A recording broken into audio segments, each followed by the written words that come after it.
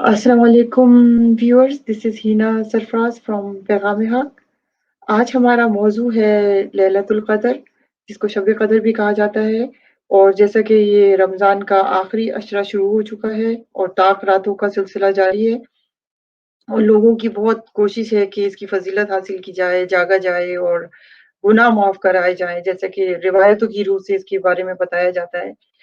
लेकिन हमको ये जानना हम लोगों पे फ़र्ज़ है कि हम जानें कि कुरान में इसकी क्या अहमियत बताई गई है और जैसा कि सूरह अल-क़दर में इसके बारे में बताया गया है। तो हमारे आज के मेहमान हैं अता बुखारी साहब, तो आइए उनसे जानते हैं कि कुरान की रोशनी में इसकी क्या अहमियत है और क्या फ़ज़ीलत है। अस्सलाम वालेकुम अता भाई। वालेकुम अस्सलाम, क्या हाल है? ठीक ठाक। जी, अता भाई, तो आज हमारा मौज़ू है लैलतुल क़द्र। तो हम आपसे जानना चाहेंगे कि ये कुरान की रोशनी में आप बताएँ कि इसकी अ, क्या अहमियत है और अल्लाह ने इसकी फ़ज़ीलत क्या बताई है? तो सबसे पहले तो हम इसको डिफाइन कर लेते हैं कुरान करीम की रूह से कि लैलतुल कद्र क्या है। तो जाहिर है कि ये कुरान के अल्फाज हैं, तो कुरान से ही पता चलेगा कि एक्चुअली ये क्या है। तो देन फिर हमें आगे उसके ऊपर बात करें। जी, तो ये जो सूरह अल कद्र है, ये इसी मजमून के ऊपर है और उसमें डिफाइन किया गया है कि लैलतुल कद्र क्या है। तो जिस तरह ये सूरह शुरू होती है कि इन्ना अंज़लनाहु फी लैलतिल कद्र, बेशक हमने इस कुरान को लैलतिल कद्र में नाजिल किया। ये लैलतिल कद्र क्या है? लैल कहते हैं वो तारीक दौर जब दुनिया वही की रोशनी से महरूम थी। रात बेसिकली कोई इसका बुनियादी मीनिंग नहीं है। बुनियादी मीनिंग तो तारीकी की ही है और तारीक दौर तो ये इस्तिलाह है, डार्क एजेस। तो वो कह रहा है कि हमने इस कुरान को लैलतुल कद्र में नाजिल किया। तो लैल क्या है?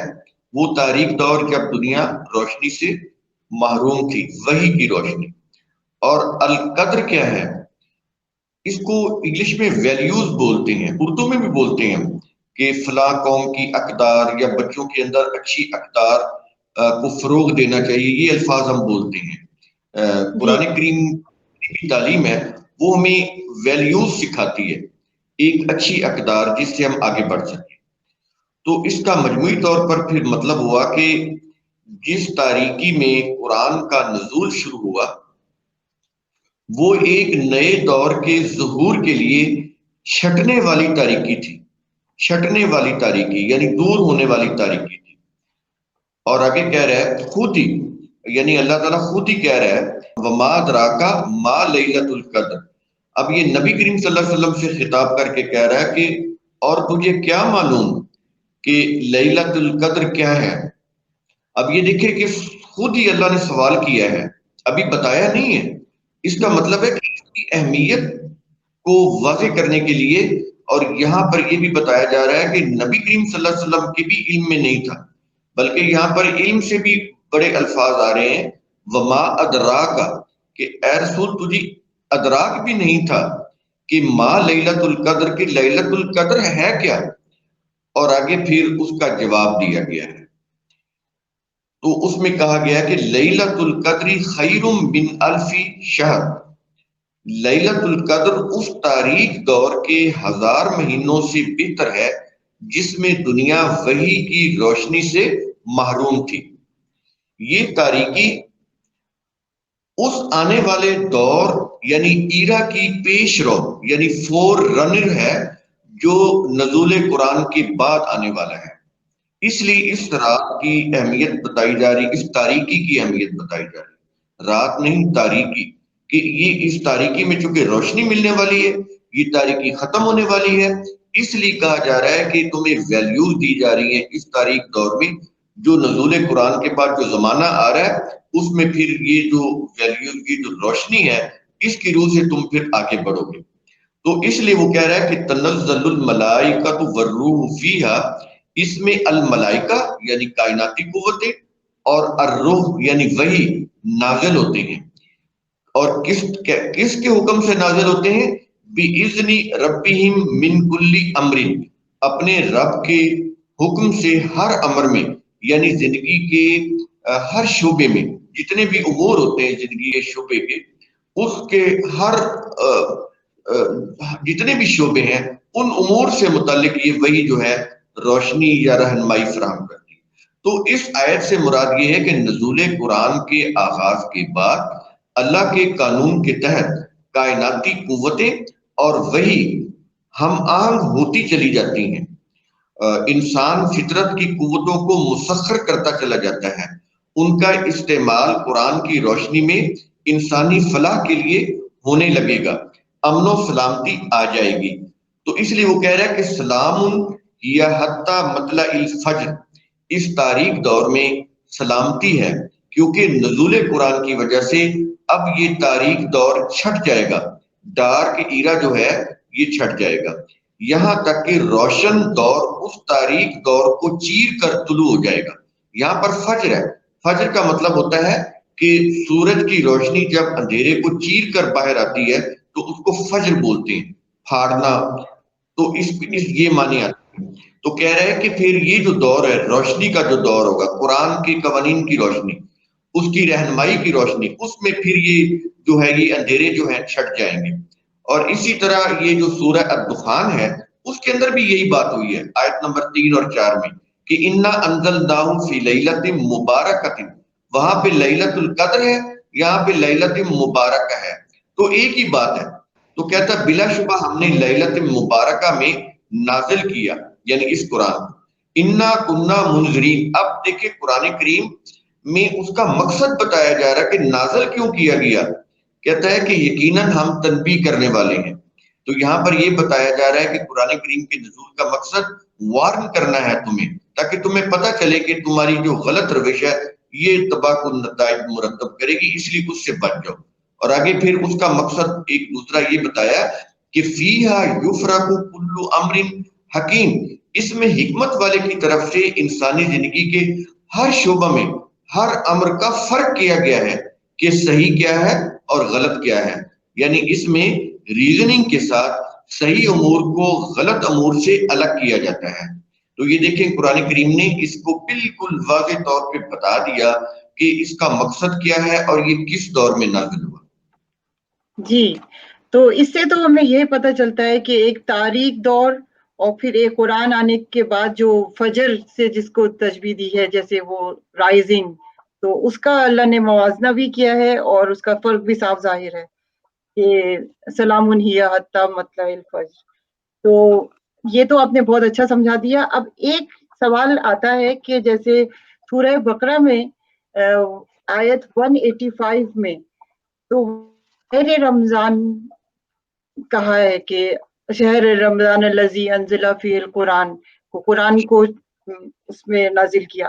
اور اگر یہ دیکھیں کہ یہ سورہ القدر میں تو یہاں پہ جو ہے وہ یہ جیسے ایک لیلۃ القدر ایک رات کا ذکر آتا ہے، تو یہ کانفلکٹ تو ہو نہیں سکتا جیسے قرآن میں کہ ایک رات میں نازل ہوا یا ایک مہینے میں نازل ہوا، تو یہ کافی ایک کنفیوژن سا ہوتا ہے۔ تو آپ اس کو پلیز ایکسپلین کریں گے؟ جی، وہ کنفیوژن یا کنٹراڈکشن اس لیے پیدا ہوتا ہے کہ جب ہم مروجہ ریلیجیس ٹرانسلیشن دیکھتے ہیں تو جی اس کے اندر اب یہ دیکھیں کہ ایک اگر وہ میننگ لے لیے جائیں جو ریلیجیس انٹرپریٹیشن کے ہیں، جی وہ کیا ہے کہ انا انزلنا فی لیلۃ القدر، اس میں ایک ہے کہ رات میں نازل ہوا، لیلۃ مبارکہ رات میں نازل ہوا۔ تو اس میں تو یہ یعنی اگر ہم ریلیجیس وہ ٹرانسلیشن لیں تو اس سے یہ پتہ چلتا ہے کہ وہ ایک رات میں نازل ہوا۔ اب یہ جو سورہ بقرہ کی آیت ہے 185، اس کے اندر شہر رمضان الذی انزل فیہ القرآن، تو اس میں یہ آ رہا ہے کہ قرآن جو ہے یہاں پہ ریلیجیس ٹرانسلیشن کی روح سے شہر کا معنی لیا گیا ایک مہینہ۔ تو جب اس کو ایک مہینہ لیں تو ادھر بتایا جا رہا ہے دو جگہ کے اوپر کہ قرآن رات کو نازل ہوا، یعنی ایک رات میں نازل ہوا۔ تو اس میں بتایا جا رہا ہے ریلیجیس ٹرانسلیشن کی روح سے کہ قرآن کریم رمضان کے ایک مہینے میں نازل ہوا۔ تو یہ تو کنٹراڈکشن ہے، جی اور اللہ میں کنٹراڈکشن نہیں ہے۔ تو ہم پھر یہ دیکھیں گے کہ صحیح میننگ کیا ہے۔ تو اس لیے میں نے آپ کے سامنے وہ سورہ القدر اور سورہ الدخان کی وہ 3 اور 4 آیات، یہ واضح طور پر اس کی جو صحیح انٹرپریٹیشن ہے قرآن کی جو عربی متن کی روح سے، وہ میں نے آپ کے سامنے رکھی تاکہ یہ سمجھ آ جائے کہ کہیں بھی کنٹراڈکشن نہیں ہے۔ اگر آپ ڈارک ایجز لے لیں، وہ جو لیلۃ القدر ہے، لیل کو آپ ڈارک ایجز لے لیں، کیونکہ رات بعد میں بنتی ہے، تاریکی ہوگی تو رات ہوگی، اگر تاریکی نہیں ہے تو رات کیسے ہوگی؟ تو بنیادی میننگ رات کے نہیں ہے، بنیادی میننگ تو تاریکی کے ہیں، اندھیرے کے ہیں۔ جب وہ چھاتا ہے تاریکی ہوتی ہے تو رات ہوتی ہے، تو اس میں بنیادی میننگ لیے جائیں گے تاریکی، اور تاریک دور تو مشہور ہے۔ تو قرآن کریم کی جو اقدار ہے، اس کی جو وحی ہے، اس کا جو میسج ہے، یہ تاریک دور میں آیا۔ تو یہ ایرا کی بات ہو رہی ہے، ایک ایرا کی، ایک زمانہ کی، ایک دور کی۔ اسی طرح شہر و رمضان کا مطلب ہے وہ جو رمضان کہتے ہیں جو گرمی سے ریت جھلس کر گرم ہو جاتی ہے، تو وہ خون ریزی کا دور تھا، طاقت کا دور تھا، جس کی لاٹھی اس کی بھینس، تو جو طاقتور ہوتا تھا وہ سب کچھ ہڑپ کر لیتا تھا، خون ریزی کرتے تھے اپنی زمینوں کے اوپر قبضہ کرنے کے لیے، حکومت کے لیے، تو جو طاقتور ہوتا تھا وہ قبضہ کر لیتا تھا۔ تو یہ جو خون ریزی کا جو دور تھا، جس میں کوئی حق کی بات کرتا تھا اس کی گردن اڑا دیتے تھے، وہ خون ریزی کا جو دور ہے، تو شہر کا معنی یہاں پر ایرا ہے، ایک مہینہ نہیں ہے، یعنی وہ جو خون ریز دور جو تھا اس کی بات کر رہا ہے، یعنی خون ریز ایرا کی، بلڈ شیڈ ایرا، اور ادھر کیا ہے؟ ڈارک ایرا۔ تو یہ اس طرح سے اگر آپ میننگ لیں گے تو پھر یہ نہ ایک رات بنتی ہے نہ ایک مہینہ بنتا ہے، یہ ایرا کی بات ہو رہی ہے، تو اس ایرا میں قرآن نازل ہوا۔ جی، یہ تو بہت اچھا سمجھایا آپ نے، کیونکہ یہ تو بہت صاف ظاہر ہو رہا ہے کہ جو اللہ کہنا چاہ رہا ہے کہ دن رات کا جو اللہ نے موازنہ کیا ہے فجر سے، تو اس سے بھی صاف ظاہر ہے کہ یہ ایک رات نہیں ہے بلکہ یہ ایک دور ہے۔ جی، تو اچھا، یہ اگر جیسے عام طور پہ یہی سمجھا جاتا ہے کہ جیسے اس رات کی فضیلت، میں چاہوں گی کہ لوگوں کو آپ قرآن کی روشنی میں بتائیں کہ ایسی کچھ ذکر ہے کہ جیسے گناہ معاف ہو جاتے ہیں لوگ، یہ کانسیپٹ جو ہے وہ؟ دیکھیے قرآن کریم میں گناہ کا کوئی لفظ بھی نہیں ہے، اور یہاں پر جتنی بھی 3 آیات ہم نے ڈسکس کی ہیں، اس میں جی سورہ القدر پوری ہم نے ڈسکس کی، اور اس کے بعد ہم نے سورہ الدخان کی 2 آیات 3 اور 4 وہ ڈسکس کی ہیں، اور پھر سورہ البقرہ کی 185 آیت ڈسکس کی ہے۔ ان آیات کے اندر یہ بات ہوئی ہے، اور اس میں کہیں بھی آپ یہ دیکھ لیں کہ گناہ یا گناہوں کی بخشش یا معافی کی کوئی بات نہیں کی گئی۔ جی، تو یہ جو قدر سے میرے خیال سے لوگ اس کو ڈیسٹنی کی رات سمجھتے ہیں، تو یہ کانسیپٹ جو ہے یہ غلط ہی ہے۔ آپ کیا کہیں گے اس بارے میں؟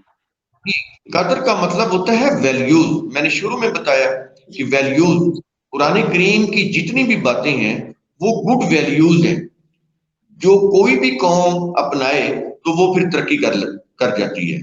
تو یہ ہماری بہتری کے لیے، ہماری ویلفیئر کے لیے اللہ تعالیٰ نے ہماری کریکٹر بلڈنگ کے لیے ویلیوز دی ہوئی ہیں قرآن کے اندر۔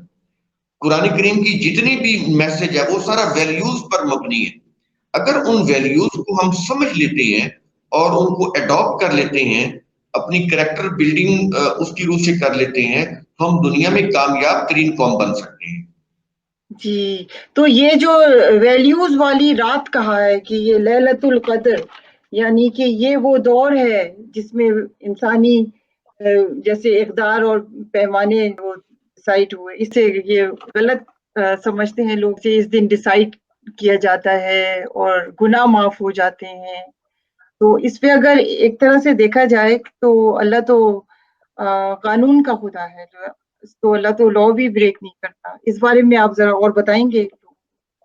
جی دیکھیے، اس کے ہاں رول آف لا ہے، جی وہ اپنے کلام کو نہ تو کوئی فضیلتیں بیان کرنے کے لیے پیش کرتا ہے دنیا کو، نہ ہی وہ اس لیے پیش کرتا ہے کہ اس کی کوئی تعریفیں کی جائیں، اس کو رٹ کے پڑھا جائے، یا اس کو ثواب کی نیت سے پڑھا جائے، یا اس کو گناہ بخشوانے کے لیے پڑھا جائے، اس لیے نہیں ہے۔ یہ قانون ہے، اس کو سمجھنا ہے اور اس کو انسانی زندگی میں امپلیمنٹ کرنا ہے، تو پھر فائدہ ہوگا۔ اگر ہم اس کو سمجھے نہیں، یا یہ سمجھے کہ اس کو کچھ پڑھ لیں گے تو ہمیں ثواب ہو جائے گا، ہمارے گناہ معاف ہو جائیں گے، تو یہ دیکھیے ایک فریب پر مبنی یہ سوچ ہے، اس کا کوئی فائدہ نہیں ہے۔ پھر یہی سوال آتا ہے کہ یہ کتنی تیزی سے اس طرح ہر جگہ پھیلی بھی ہے یہ بات، تو یہ کیسے ہو گیا؟ جیسے قرآن میں اگر اس کا کوئی ذکر ہی نہیں ہے ان چیزوں کا، تو یہ کہاں سے آیا یہ سب؟ اس کی ریزن یہ ہے کہ انسان جو چیز آسانی سے میسر آ جائے نا وہ لینا چاہتا ہے، تو یہ جی، سستی جنت لینا چاہتے ہیں۔ سستی جنت۔ تو جنت ان کے نزدیک وہ ہے جو آخرت میں یعنی دنیا میں تو ہے نہیں، جبکہ ہوں، قرآن کی روح اسی زندگی میں ہی جنت اور جہنم کا عمل شروع ہو جاتا ہے۔ ہوں، انسان کی اچھی عمل اسی دنیا میں جنت مرتب کرتے ہیں، اس کے برے عمل اسی دنیا میں جہنم وارد کرتے ہیں۔ تو یہ چونکہ کانسیپٹ قرآن کا کہیں بھی نہیں ہے، وہ پڑھنا بھی نہیں چاہتے، اس کو سمجھنا بھی نہیں چاہتے۔ جتنے بھی لوگ ہیں، لوگوں کی جو میجورٹی ہے، وہ اپنے اپنے ریلیجس اسکول آف تھاٹس کو فالو کرتی ہے، اس میں قرآن کہیں بھی نہیں ہے۔ جب قرآن ڈسکس ہوگا خالص قرآن کی بنیاد کی ایبسولوٹلی قرآن کی روح سے جب بات کی جائے گی، تو پھر جو زاویہ نظر ہوگا یا سوچنے کا جو انداز ہوگا وہ پھر بدلے گا۔ جی، ابھی تو جو فوکس ہے میجورٹی کا وہ اپنے اپنے اسکول آف تھاٹ کے اوپر ہے، اس میں قرآن تو کہیں بھی نہیں ہے۔ یہ تو بہت افسوس کی بات ہے کہ بہت ڈسٹریکٹ ہو گئے ہیں ہم قرآن سے۔ یہ بات آپ صحیح کہہ رہے ہیں، لیکن ہمیں پہلے قرآن کو سمجھنا چاہیے، ہم پہ فرض ہے، پھر بعد میں دوسری چیزیں آتی ہیں۔ ایک سوال یہ بھی ہے کہ جیسے یہ جو اس میں اسی آیت میں آیا ہے کہ وہ ملائکہ اور روح کا جہاں ذکر آیا ہے، اس کو بھی آپ ذرا پلیز ایکسپلین کریں کہ یہ کیا ہے، کیسے ہیلپ کرتا اس کے اندر یہ ہوتا ہے کہ وہ یہ کہہ رہا ہے کہ تنزل الملائکۃ والروح، دو چیزوں کی بات کر رہا ہے کہ ملائکہ اور روح یہ پھر نازل ہوتے ہیں، نزول ہوتا ہے ان کا۔ دیکھیے ملائکہ جو ہیں وہ کائناتی قوتیں ہیں، اس کو آپ the forces of the nature بھی کہہ سکتے ہیں، the forces of the universe بھی کہہ سکتے ہیں۔ پھر یہ کہ جو روح ہے، روح سے مراد ہے وہی۔ قرآن کریم کے اندر الروح جو ہے دو معنوں میں استعمال ہوا ہے، ایک تو وحی کے لیے استعمال ہوا ہے اور دوسرا جبریل کے لیے استعمال ہوا ہے۔ تو یہاں پر اس کے معنی وحی کے آئیں گے، وحی کے اندر جو ویلیوز آ رہی ہیں انسانوں کی فلاح کے لیے وہ، اور کائناتی قوتیں۔ تو جب یہ ہم آہنگ ہوتی ہیں تو انسان پھر ترقی کرنے لگ جاتے، گروتھ کرنے لگ جاتے ہیں، کائنات کو تسخیر کرنے لگ جاتے ہیں۔ جب یہ ہم آہنگ نہیں ہوتی، وہ ہم آہنگ کیسے نہیں ہوتی؟ جب انسان اللہ کے دیے ہوئے قوانین سے منہ موڑ کے اپنی مرضی کے سیاسی، معاشی، مذہبی نظام اور قوانین رائج کرتا ہے، تو اس سے پھر یہ ہوتا ہے کہ یہ ملائکہ اور اللہ کے قوانین ان میں پھر ہم آہنگی نہیں رہتی۔ انسان پھر ملائکہ سے کام نہیں لے سکتا، کیونکہ ملائکہ کو مسخر کیا گیا ہے انسانوں کے لیے، جی، تو وہ علم کے ساتھ مسخر کر سکتا ہے۔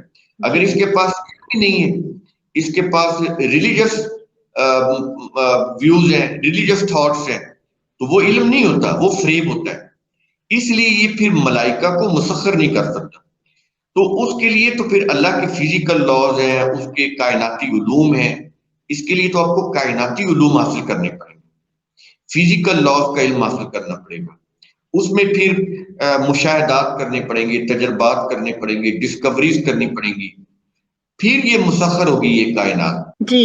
تو ایک طرح سے یہ کہا جا سکتا ہے کہ اگر قرآن کے قانون کے حساب سے کام کریں گے تو ملائکہ بھی جیسے ہیلپ فل ہوتے ہیں، وہ مددگار ہوتے ہیں۔ جی بالکل ایسے ہی، جی، اور کیونکہ یہ جو یونیورسل فورسز ہیں، یہ اللہ کے جو فزیکل لاز ہیں ان کے تحت ہم ان کو کام میں لا سکتے ہیں۔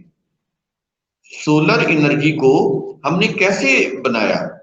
اگر ہمارے پاس سائنس کا بنیادی نالج ہی نہ ہو، اگر ہم عقل و فکر کو استعمال نہ کریں، مشاہدہ نہ کریں، تجربہ نہ کریں، پریگمیٹک ٹیسٹ نہ کریں، تو پھر ہم کیسے سولر انرجی بنا سکتے ہیں؟ یہ تو بات بھی جنہوں نے بنائی انہوں نے یہ ساری چیزوں کو استعمال کیا۔ قرآن کریم میں سے شکر بولتا ہے، یہ اللہ کی نعمتیں، عقلی صلاحیت، آنکھوں کو دیکھنا، ڈیٹا ریسیو کرنا، کانوں سے سننا، ڈیٹا ریسیو کرنا، دماغ میں اس کو پروسیس کرنا، پھر کوئی نتیجہ مرتب کرنا، یہ کیا چیزیں ہیں؟ اس کو قرآن شکر بولتا ہے. بالکل بالکل، صلاحیتوں کو استعمال کرنا، یہ سب چیزیں شکر میں جو قوم یہ صلاحیتیں استعمال نہیں کرتی وہ اللہ کا شکر ادا نہیں کر رہی ہوتی، اور جو شکر ادا نہیں کرتی یعنی ان صلاحیتوں کو استعمال میں نہیں لے کر آتی، وہ قوم دنیا میں پیچھے رہ جاتی ہے. یہ تو ہمارے سامنے ہے. یہ آپ نے بالکل صحیح بات نشاندہی کی ہے کہ یہی فرق ہے کہ جو لوگ شکر نہیں کرتے اور صلاحیتوں کو استعمال نہیں کرتے وہ پیچھے رہ جاتے. اچھا، یہ ایک اور یہ جو لاسٹ ہے اس کی آیت، سلام ہی حتی مطلع الفجر، تو میں یہ کہنا چاہوں گی کہ یہ جو ہے یہ کس دور کی بات ہو رہی ہے، اور یہ آج تک بھی ہے؟ یہ نزول قرآن کے دور کی بات ہو رہی ہے کہ جب یہ نزول قرآن ہوگا، اس کی روح سے جو نبی کریم صلی اللہ علیہ وسلم نے صحابہ کی جماعت کو آرگنائز کیا، وہ جماعت جو ہے وہ زمین کے اوپر پھیل جائے گی. اس کو اللہ حکومت اور اقتدار دے گا، اس کو دنیا کے اندر اقتدار دے گا، حکومت دے گا. تو وہ زمین کے اوپر اقتدار قائم کرے گی اللہ کا، اپنا ذاتی اقتدار نہیں. تو انہوں نے قائم کیا. آپ یہ دیکھ لیں کہ عمر رضی اللہ عنہ کے دور میں تقریباً 22 لاکھ مربع میل کا علاقہ فتح ہوا.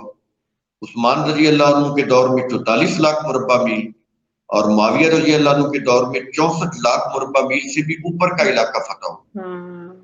اتنے زمین کے اوپر.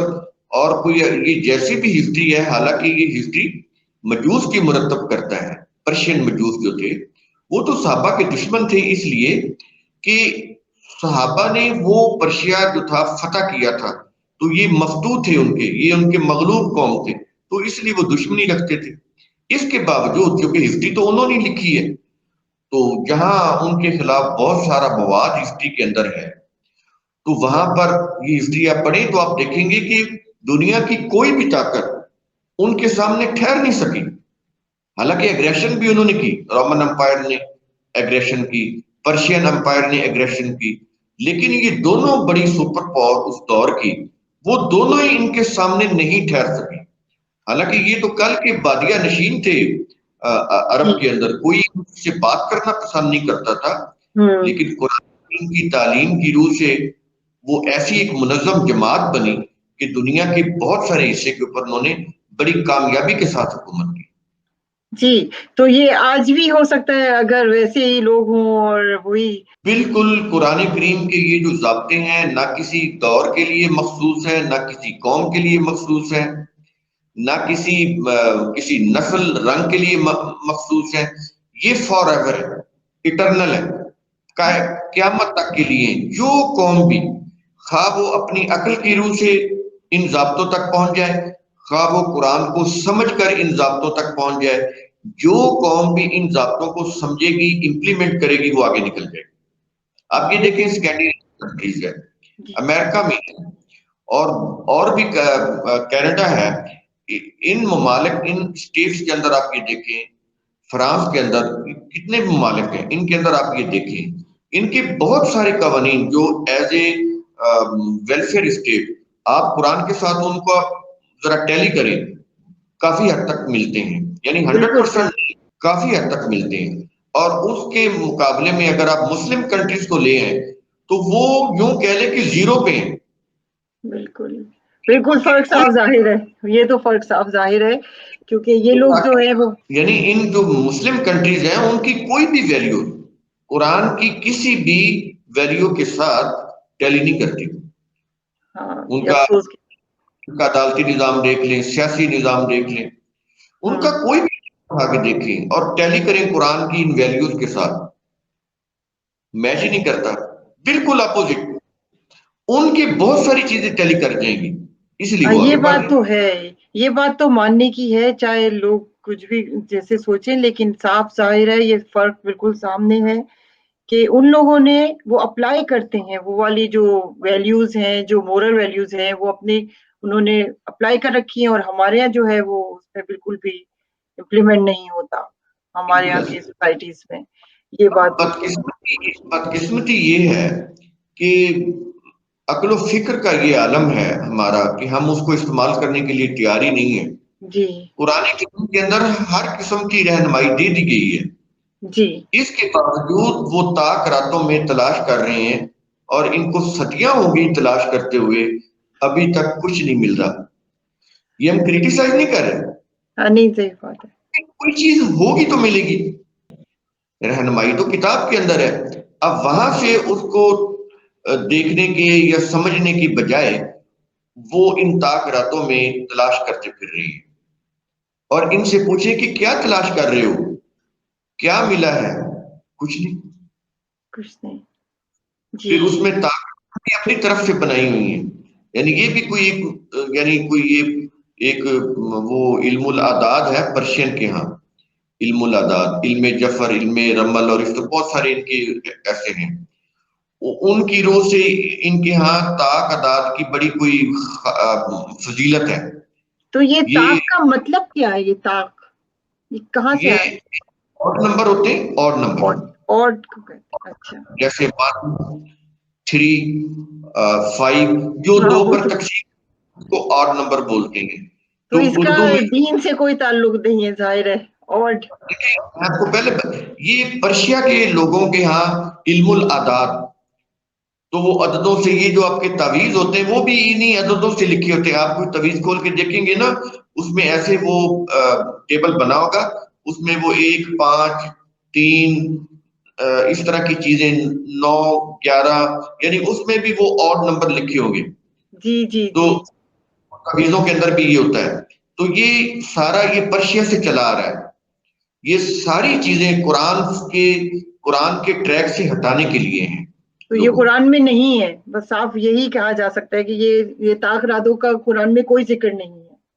بالکل جی نہیں، اور بالکل یہ چیزیں یہاں تک نہیں ہیں، انہوں نے آگے اس میں بھی ڈالی ہوئی ہیں کہ رکوع کرنا ہے تو سجدہ کرنا ہے تو سبحان ربی الاعلیٰ، سبحان ربی العظیم، وہ بھی آپ نے دیکھا ہوگا کہ وہ اور نمبر میں پڑھتے ہیں، جی، وہ بھی یعنی 3 یا 5 یا 7 یا کچھ اس طرح کا، 11، یہ سب آڈ نمبر ہے بالکل۔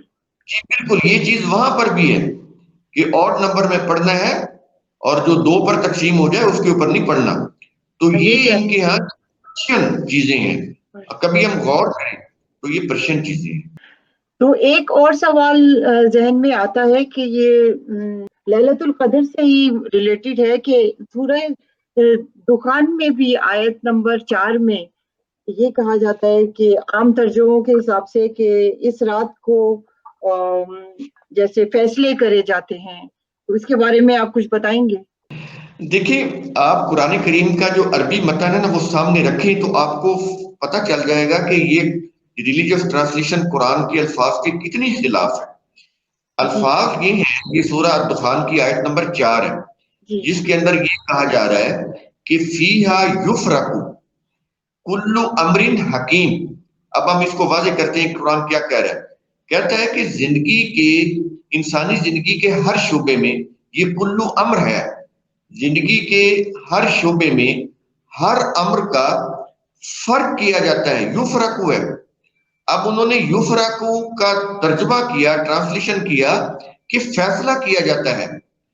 آپ کو بھی پتا ہے کہ یفرقو فرق کرنا ہوتا ہے، بالکل بالکل فیصلہ کرنا، یہ 2 مختلف چیزیں ہیں۔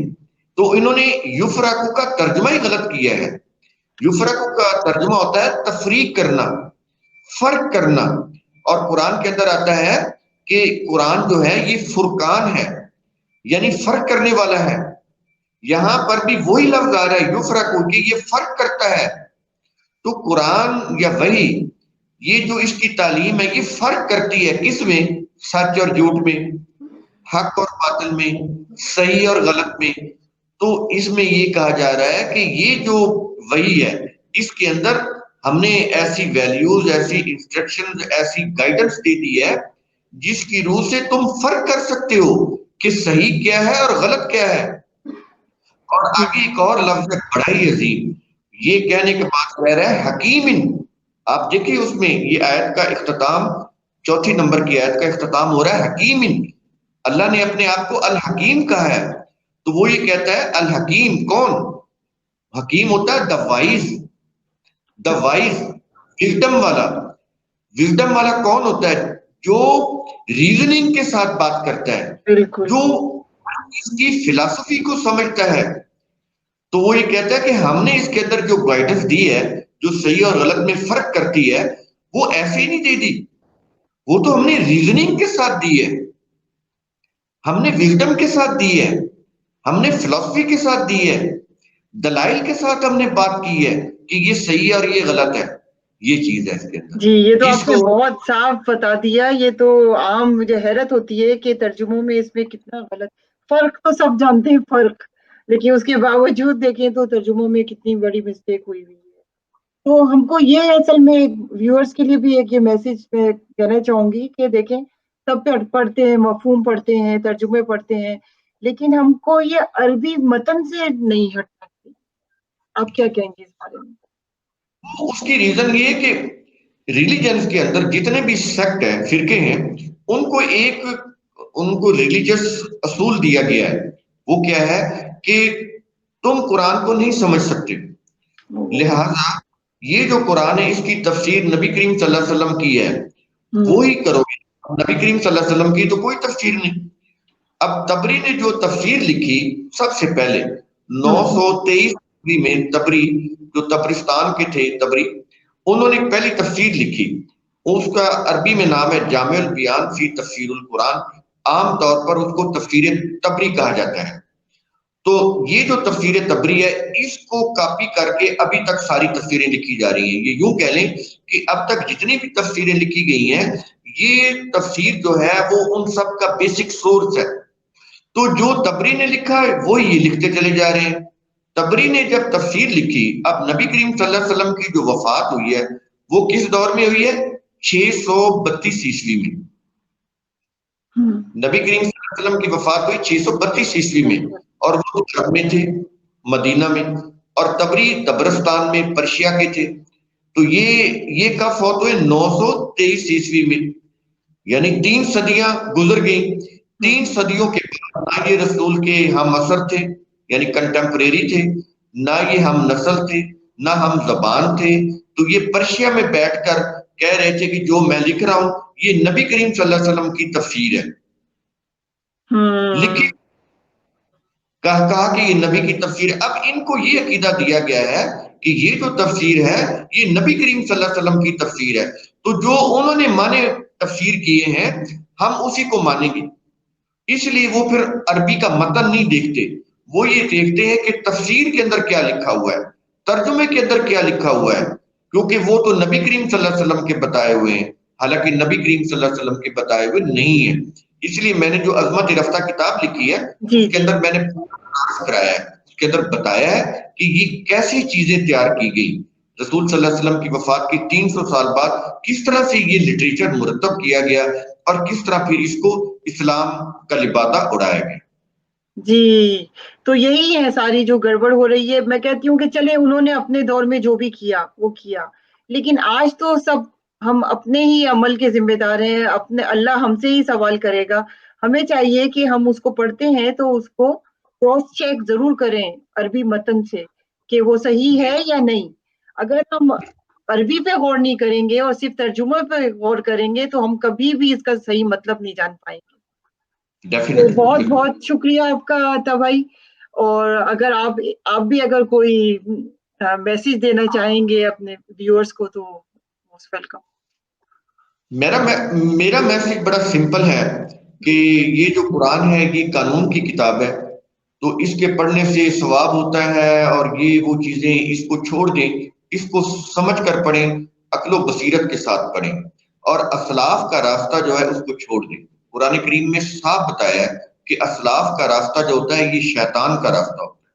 آباء و اجداد کا طور طریقہ، مذہبی پیشواؤں کا طور طریقہ، قرآن کریم اس کو کہتا ہے کہ شیطان کی دعوت کے اوپر لگے ہوئے ہیں اور شیطان ان کو جہنم کی طرف بلا رہا ہے.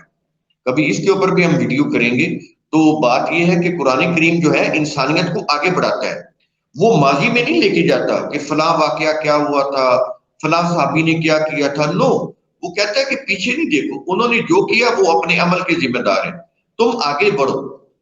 تو آگے بڑھنے کے لیے پیچھے دیکھنا نہیں ہے، آگے بڑھنا ہے. قرآن کریم کی تعلیم انسان کو ماضی میں نہیں لے کے جاتی، فیوچر کی کامیابیوں کی طرف لے کے جاتی ہے. تو ہمیں اسی کی طرف فوکس کرنا چاہیے. جی یہ میرا وہ میسج. بہت اچھا میسج دیا ہے. امید ہے کہ ویورز کو اس سے فائدہ ہوگا. اور ویورز آپ سے ریکویسٹ ہے کہ یہ پیغام حق ہے اور آپ بھی یہی کوشش کریں کہ اس کو سبسکرائب کریں اور اس کو لوگوں تک پہنچائیں. تو اس کے ساتھ آپ سے اجازت چاہیں گے. اللہ حافظ. اللہ حافظ.